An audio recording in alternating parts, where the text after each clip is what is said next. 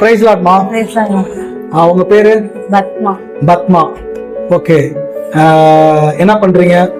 இப்போ 12th முடிச்சு college first year. College first year படிக்கிறீங்க. அம்மா அப்பா?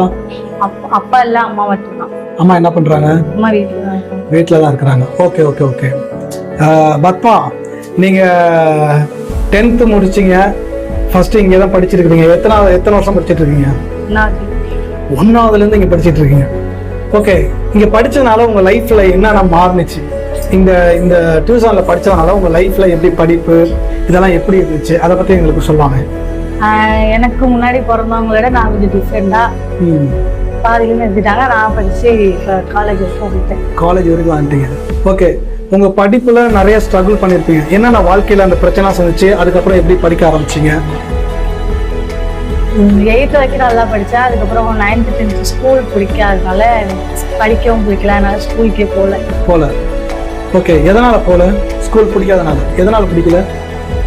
அது ஏதோ தனியாக இருக்கிற மாதிரி ஃபீல் பண்ணி அப்புறம் எப்படி திருப்பி நீங்கள் படிக்க போனீங்க? அண்ணன்ட்ட சொல்லி அண்ணன் கூட்டிட்டு போய் திரும்பியும் எக்ஸாம் 10 நாளுங்கும் போது சேர்த்து விட்டாங்க திரும்பியும். ஓகே. அண்ணன் வந்து ஹெல்ப் பண்ணாங்க. ஓகே. எப்படி அதை ஹெல்ப் பண்ணாங்க? வீட்டுக்கு டியூஷன் வருவாங்க. அப்போ ஏன் ஸ்கூலுக்கு போக மாட்டேங்குது அப்படின்னு சொல்லிட்டு, ஐயா அப்புறம் என்ன பிரச்சனை என்னை கூப்பிட்டு போய் ஸ்கூலில் போய் இந்த மாதிரி ரெகுலராக வருவான்னு சொல்லிட்டு 10 நாளைக்கு முன்னாடி போய் சேர்த்து விட்டாங்க. அதுக்கப்புறம் அக்கா டியூஷனில் படித்தேன்.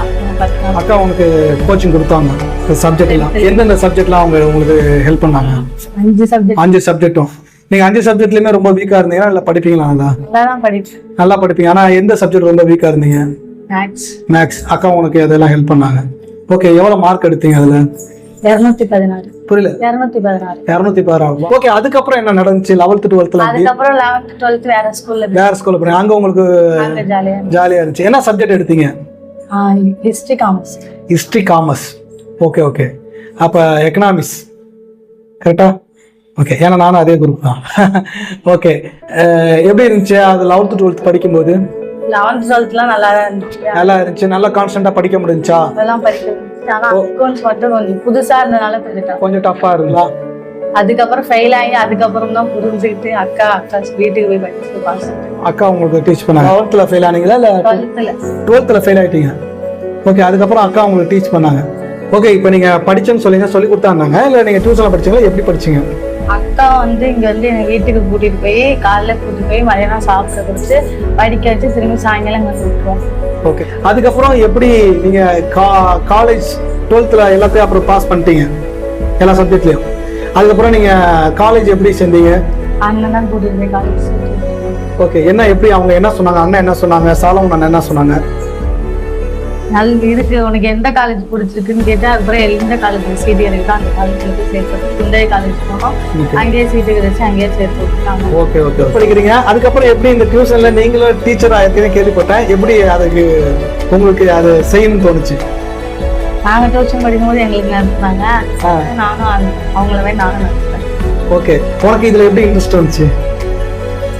அது சின்ன பிள்ளைல எங்களுக்கு முன்னாடி படிச்சாங்களாம் யாருக்கு அவங்க டீச்சர் ஆனாங்க. அப்புறம் இனிமேல் நாம தான் டீச்சர் ஆகணும். ஓகே. ஆண்டவரை பத்தி எப்படி நீங்க தெரிஞ்சுக்கிட்டீங்களா? ஏசப்பாவை நீங்க ஏத்துக்கிட்டீங்களா? அதை பத்தி ஏதாவது சொல்லாமே. அது அப்பையில இருந்து எனக்கு டியூஷன்ல அடுத்ததுல இருந்து ஏசப்பாவை சொல்லிட்டே தான் இருக்கு. Okay okay. உங்களுக்கு எப்படி ஏசப்பா பிடிக்க ஆரம்பிச்சிச்சு? அப்பெல்லாம் எனக்கு புரியாது. ஆனா பிடிக்கும், புரியாது.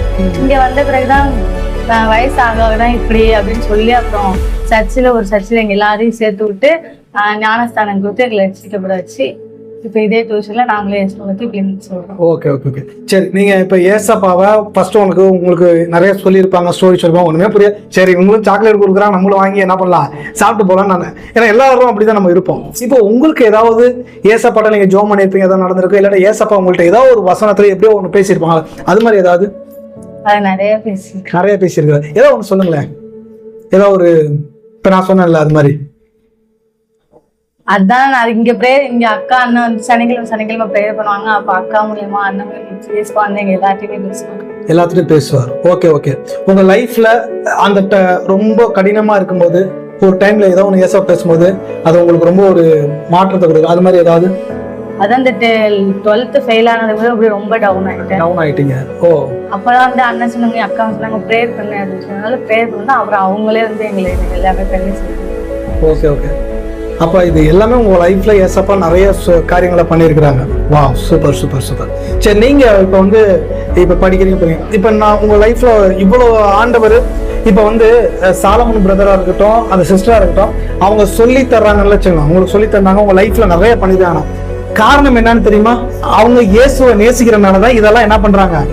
இப்போ இந்த உலகத்துல எத்தனையோ மனிதர்கள் இருந்தாலும் யாருக்கும் உங்களுக்கு என்ன பண்ணிருக்க மாட்டாங்க, ஹெல்ப் பண்ணிருக்க மாட்டாங்க. ஆனா இவங்க உங்களுக்கு பண்ணுன்ற அவசியம் கிடையாது. ஆனா பண்றதுக்கு காரணம் என்னன்னா ஏசப்பா. இப்ப நீங்க அந்த ஏசப்பாவுக்கு என்ன பண்ணலாம்னு உங்க லைஃப்ல நீங்க திரும்ப எடுத்துருக்கீங்க? இவங்க பண்ணதெல்லாம் வேஸ்ட் ஆயிடாம எதனா ஒரு நல்ல ஒரு பொசிஷன்ல இவங்க செய்யற மாதிரி நான் வந்து செய்யணும், இவங்க செய்யற மாதிரி நீங்களும் செய்யணும். சரி பத்மா, நீங்க என்ன ஆகணும் விரும்புறீங்க? டீச்சர். ஓகே, டீச்சர் ஆகி இப்போ வந்து கடவுள் உங்களை டீச்சர் ஆகிட்டார். நான் சொல்றேன், கண்டிப்பா ஆயிடுவேன். இங்க ஏசப்பா பேசுறான்னு சொன்னீங்கல்ல, அதே ஏசப்பா தான் உங்கள்ட்ட பேசுறாரு. நீ டீச்சர் ஆக போற, ஓகேவா? டீச்சர் ஆகிட்டா அதுக்கப்புறம் ஏசப்பாவுக்கு நீங்க என்ன செய்ய போறீங்க?